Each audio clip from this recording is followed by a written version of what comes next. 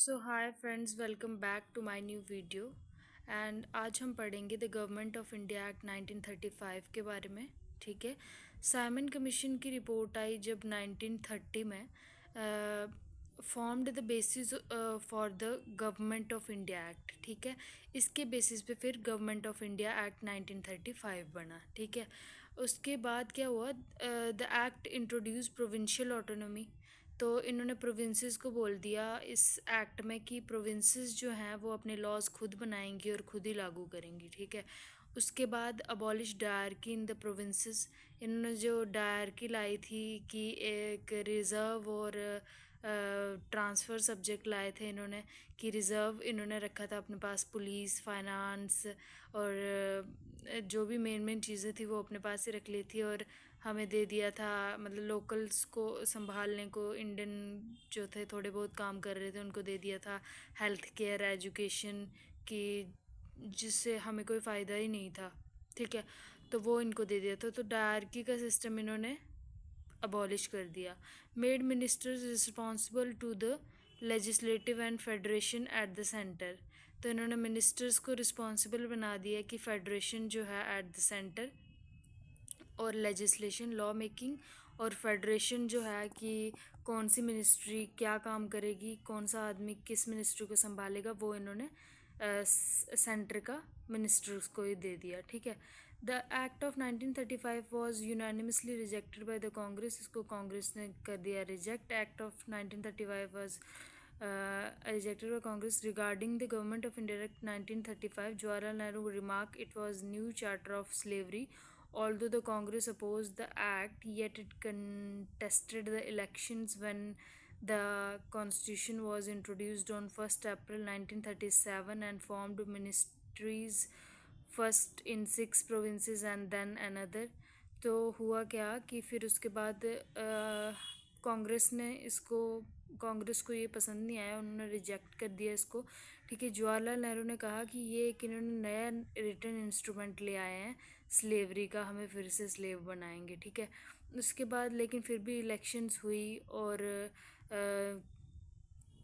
जब इलेक्शंस हुई, जब कॉन्स्टिट्यूशन इंट्रोड्यूस हुआ 1 अप्रैल 1937 को, तो कुछ जो है मिनिस्ट्रीज 6 प्रोविंसेस में बनी, और फिर बाद में कुछ और भी बनी बाकी प्रोविंसेस में। ठीक है। उसके बाद आ गया कांग्रेस मिनिस्ट्रीज रिज़ाइन किया उन्होंने 22 दिसंबर को 1939 को। The second world war broke out in Europe. ठीक है। कांग्रेस के मिनिस्टर्स ने क्यों रिज़ाइन कर दिया, वो आपको बताऊंगी। ठीक है। उसके बाद the second world war broke out in Europe on 3 September 1939 को। ठीक है। That brought Britain also within its fold without consulting the Indian leaders. The viceroy declare India also as belligerent country. ठीक है। तो होता क्या है, जैसे ही सेकेंड वर्ल्ड वॉर स्टार्ट होती है 3 सितंबर 1939 को, तो ब्रिटेन जो है वो भी थर्ड वर्ल्ड वॉर फाइट कर रहा था। तो ब्रिटेन ने इंडिया को बेलिग्रेंट कंट्री की, ये भी हमारे साथ हैं, हमारा साथ दे रहे हैं, इन्होंने भी डिक्लेयर कर दिया इसको। ठीक है। उसके बाद Congress demanded that India should be declared an independent nation, the only would the country help Britain in war. तो इंडिया ने कहा कि हमें तुम इंडिपेंडेंट डिक्लेयर कर दो, सिर्फ एक ही यही ऐसी शर्त है जिस पे हम तुम्हारी मदद करेंगे।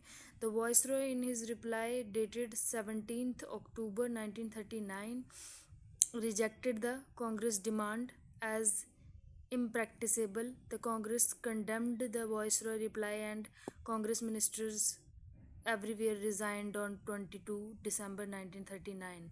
ठीक है। तो कांग्रेस को ये बात, कांग्रेस की जो इंडिपेंडेंट वाली, ये मानी नहीं ब्रिटेन ने। ठीक है। वॉइस रॉय ने रिप्लाई किया कि हम ऐसा नहीं कर सकते।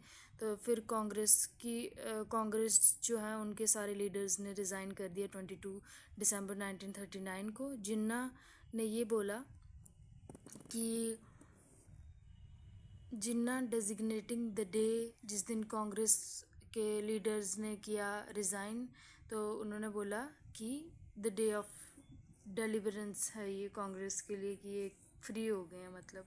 ठीक है। उसके बाद पाकिस्तान रेजोल्यूशन लाहौर। इसके बाद होता क्या है कि 24 मार्च 1940 को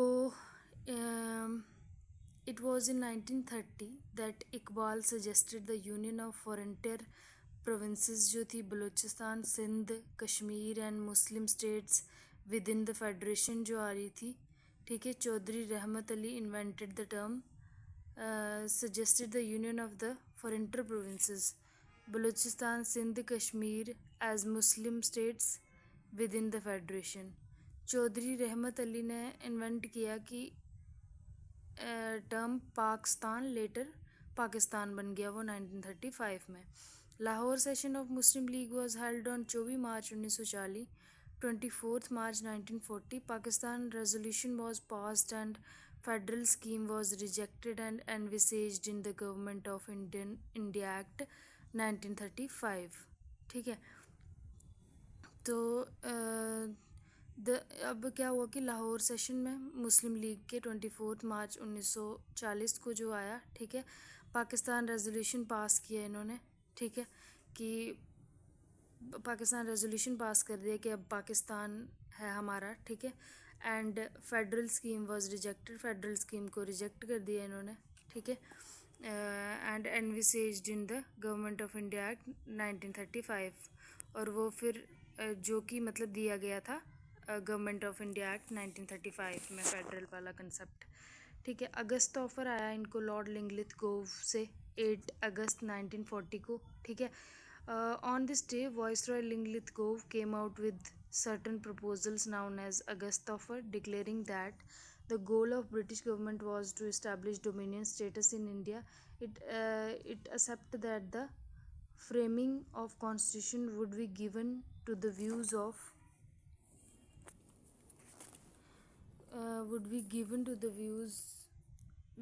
of minorities in the constitution. Maulana Abul Kalam Azad, president of the Congress, rejected the August offer. The Muslim League welcomed the offer. In brief, the August offer failed in gaining Indian cooperation for the war and in fact further widened the gulf between the Britishers and Congress and Muslim League। तो अगस्त offer में होता क्या है कि Lord लिंगलिथ को जो एक offer भेजते हैं 1940 में, 8 अगस्त 1940 को, कि आप हमारी मतलब वॉर में मदद करो, हम आपको डोमिनियन स्टेटस जो है वो दे देंगे, ठीक है। डोमिनियन स्टेटस का मतलब है कि हम क्या कम्युनिकेशन, डिफेंस और फॉरेन अफेयर्स को अपने साथ रखेंगे, हम उसमें डील करेंगे, और बाकी जो छोटी मोटी चीज़ें हैं वो तुम डील करोगे, हेल्थ केयर, एजुकेशन वगैरह वगैरह वगैरह जो भी है, ठीक है।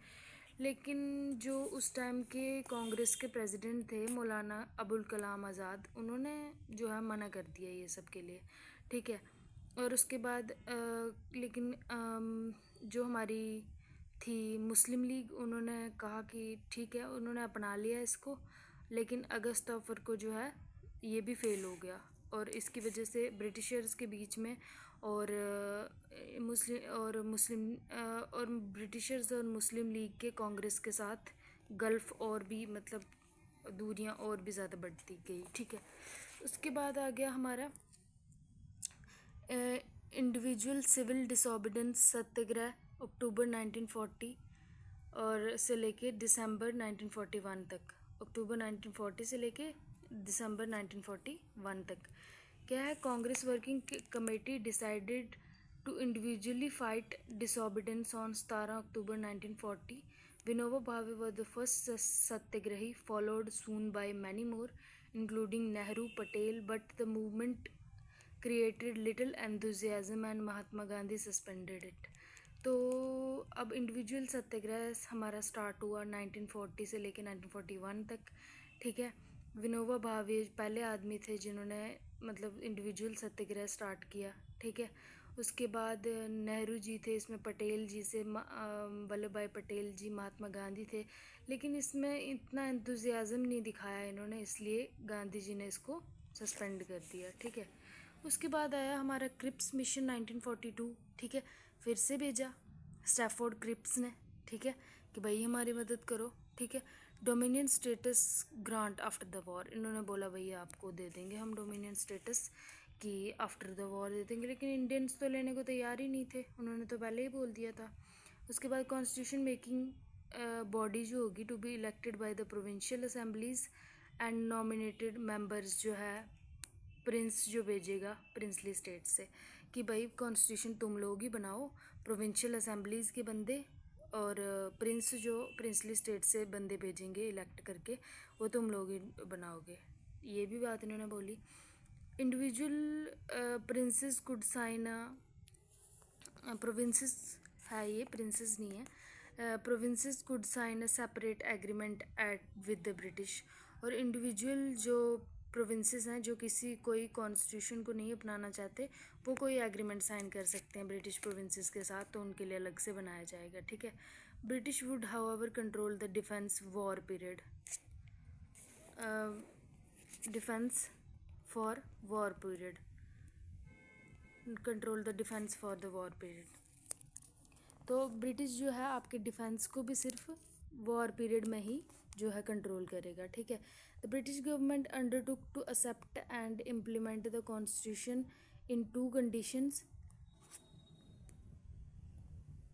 Any province unwilling to accept the constitution could form a separate union with a separate constitution, ठीक है। ब्रिटिशर्स जो ब्रिटिश गवर्नमेंट अंडरटुक करेगी, एक्सेप्ट करेगी कॉन्स्टिट्यूशन, उन्हीं के कॉन्स्टिट्यूशन में वो काम करेगी अंडर दो कंडीशन के अंडर, जिनका जो लोग मतलब खुद अनविलिंग हैं, वो कॉन्स्टिट्यूशन नहीं बनाना चाहते, ठीक है। एक सिर्फ वो वाले लोग आ गए। उसके बाद the new constitution making body and the British government would negotiate a treaty to sort matter arising of transfer of power to Indian hands. The new constitution making body and British government, नई constitution making body जो होगी वो और British government would negotiate a treaty, वो एक treaty करेंगे, negotiate करेंगे, जिसमें to sort on matters arising out of transfer of power के बारे में ब्रिटिश गवर्नमेंट के साथ, ठीक है। गांधी जी ने इस प्रपोजल को बोला a post dated cheque in a crashing bank, तो क्रिप्स मिशन भी फेल हो गया।